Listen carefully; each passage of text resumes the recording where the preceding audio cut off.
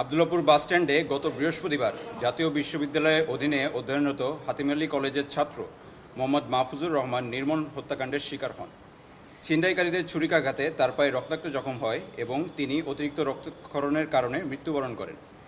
মৃত্যুর কিছু সময় পর তার নিথর মরদেহ আবদুল্লাপুর বাসস্ট্যান্ড সংলগ্ন বিআরটির একটি নির্মাণাধীন স্থানে পাওয়া যায়। ছুরিকাঘাতে হত্যাকাণ্ড ঘটনার পরে দুর্বৃত্তরা অতি দ্রুত পলায়ন করে এবং উক্ত ঘটনার অনুসন্ধানে কোনো ক্লু ছাড়াই র্যাবের ছায়া তদন্ত শুরু হয়। ছায়া তদন্তের এক পর্যায়ে ভিকটিমের একটি অ্যান্ড্রয়েড সেট হত্যাকাণ্ডের প্রায় 2 ঘন্টা পর শনাক্ত করা যায়, যেটি আপনারা এখন দেখছেন। এবং বর্ণিত ঘটনার সূত্র ধরে র্যাব 1-এর একটি চৌকস অভিযানিক দল মোবাইল গ্রাহকের কাছে দ্রুত সময়ে যান এবং তাকে নজরবন্দিতে আনেন। মোবাইল গ্রাহকের প্রাথমিক জিজ্ঞাসাবাদ করে জানা যায় যে তিনি একটি চোরাই মোবাইল সিন্ডিকেটের কাছ থেকে 3500 টাকা মূল্যে মোবাইলটি ক্রয় করেন। বর্ণিত ঘটনা অনুসন্ধানে র্যাব 1-এর একটি অভিযানিক দল মোবাইলের গ্রাহককে বিভিন্ন সন্দেহভাজন চোরাই মোবাইল সিন্ডিকেটের ছবি দেখান। গ্রাহক তৎক্ষণাৎ মোবাইল বিক্রেতা রাকিব নামক একজনকে সন্দেহ করেন। পরবর্তীতে র্যাবের একটি অভিযানিক দল তার গোয়েন্দা নজরদারির মাধ্যমে রাকিবকে গ্রেফতার করেন। মোবাইল বিক্রেতা রাকিব একজন প্রাক্তন মাদক ব্যবসায়ী। তিনি বর্তমানে ছিনতাইকারীদের ব্যবহার করে কম মূল্যে মোবাইল সংগ্রহ করেন এবং বিভিন্ন জায়গায় লাভজনক মূল্যে গ্রাহকের কাছে বিক্রয় করেন। একই সাথে ছিনতাইকারীরা তাদের নিকট হতে সুইচ গিয়ার এবং অন্যান্য ধারালো সরঞ্জাম সংগ্রহ করেন। চোরাই মোবাইল বিক্রেতা রাকিবের কাছে একটি ছিনতাই চক্র সর্বমোট 3টি মোবাইল সেট ওই দিন বিক্রয় করেন। উক্ত ঘটনার প্রেক্ষিতে ভিকটিমের বোন জামাই মোহাম্মদ জসিম সাহেব বাদী হয়ে অজ্ঞাতনামা আসামিদের বিরুদ্ধে টঙ্গী পশ্চিম থানায় মামলা দায়ের করেন। এরই ধারাবাহিকতায় র্যাবের একটি চৌকস আভিযানিক দল গত 3 দিন নিরলস পরিশ্রম করে 12 জুলাই 2025 তারিখে বর্ণিত ছিনতাইকারী চক্র শনাক্ত করার জন্য অভিযান চালায় এবং রাকিবের দেওয়া তথ্য মতে 3 জন ছিনতাইকারী মোহাম্মদ রাফসান জানি রাহাত, মোহাম্মদ রাশেদুল ইসলাম এবং মোহাম্মদ কাউসার আহমেদ পলাশ এই 3 জনকে টঙ্গীর বিভিন্ন স্থান থেকে গ্রেফতার করেন। অভিযানের প্রথমে কাউসার আহমেদ পলাশকে গ্রেফতার করা হয়। গ্রেফতারকৃত পলাশের তথ্য অনুযায়ী ছুরি ব্যবহারকারী ছিনতাইকারী রাশেদকে গ্রেফতার করা হয়।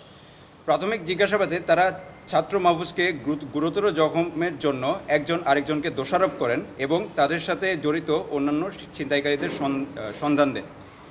একই সাথে ছিনতাইয়ের সময় ব্যবহৃত মোটরসাইকেল চালক রাহাতকে পাওয়া যায়। চালক রাহাত একই দিনে গ্রেফতার হয় এবং এর মধ্যে একটি ছিনতাই চক্র আমরা সম্পূর্ণভাবে শনাক্ত করতে পারি।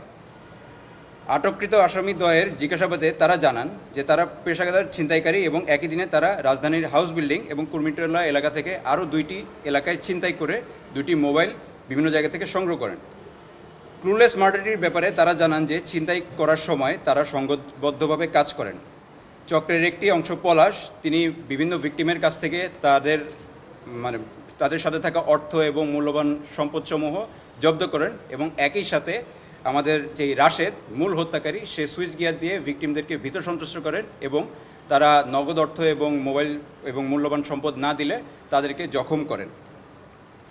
এরই ধারাবাহিকতায় আমরা তাদেরকে বারংবার জিজ্ঞাসাবাদ করি এবং বারংবার জিজ্ঞাসাবাদ করার পরও তারা অস্বীকার করে।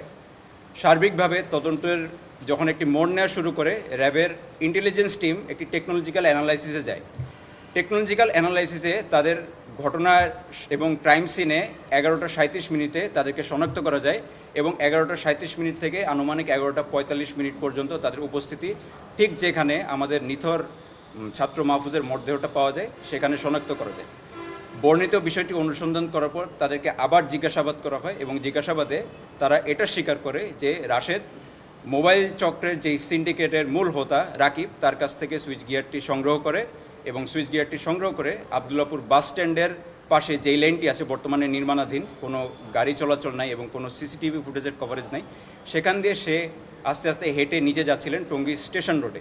ঠিক এই সময়ে খুব কম সময়ে মিনিমাম 15 থেকে 30 সেকেন্ডের জন্য ছিনতাই চক্র তাদেরকে আটক করে। এই সময় মোটরসাইকেল চালক রাহাত আবদুল্লাপুর বাস স্ট্যান্ডের অর্থাৎ জসিমউদ্দিন রোডগামী তাদের জন্য অপেক্ষা করেন। ঠিক 15 থেকে 30 সেকেন্ডের মধ্যেই তারা এই ঘটনাটা ঘটানোর পরেই রাহাতের মোটরসাইকেলে উঠে যান এবং তারা আমাদের এই জব্দ করা সেটটি নিজেদের কাছে সংগ্রহ করেন। সেটটি সংগ্রহ করার পরে তারা মাজার বস্তিতে মোবাইল সিন্ডিকেট বা মোবাইল চোর চক্রের মূল হোতা রাকিবের সাথে দেখা করেন। কিন্তু ইতোমধ্যেই তারা যেহেতু প্রায় 1 থেকে 1.5 ঘন্টা পরে মাজার বস্তিতে মোবাইল সিন্ডিকেটের কাছে যায়, পুলিশের অনুসন্ধানের জন্য বস্তির সবাই অ্যালার্টেড হয়ে যায় এবং তারা যেহেতু সতর্ক থাকে, মোবাইল সিন্ডিকেটের মূল হোতা রাকিব তাদেরকে জিজ্ঞেস করে, তোমরা যে এই মোবাইলটা এনেছো এটা কি ওই ঘটনার সাথে সম্পৃক্ত কিনা। তখন আমাদের যে আসামি রাশেদ সে বলে যে এটার সাথে আমরা কোনোভাবে সম্পৃক্ত না। আশ্চর্যজনক বিষয়, এই মোবাইলটি তারা রাকিবকে হস্তান্তর করার পর যেই নগদ অর্থ পাওয়ার কথা সেই নগদ অর্থ না নিয়ে তারা উক্ত স্থান থেকে প্রস্থান করে এবং আত্মগোপনে যায়। আত্মগোপনে যাওয়ার পর আমরা যখন সর্বশেষ রাশেদকে গ্রেপ্তার করি, তার ব্যবহৃত যেসব জামাকাপড় আছে সেগুলোও পাই। ছিনতাইকারী আরেকজন, যার নাম হচ্ছে কাউসার আহমেদ পলাশ, তার কাছ থেকে আমরা আরেকজনের মানি ব্যাগ পাই, যেখানে একজন স্টুডেন্টের আইডি কার্ডও পাওয়া যায়, যিনি নটরডেম ময়মনসিংহ কলেজের একজন ছাত্র। এবং এটা থেকে আমরা সম্পূর্ণ নিশ্চিত হই যে তারা একটা প্রফেশনাল ছিনতাইকারী চক্রের অংশ।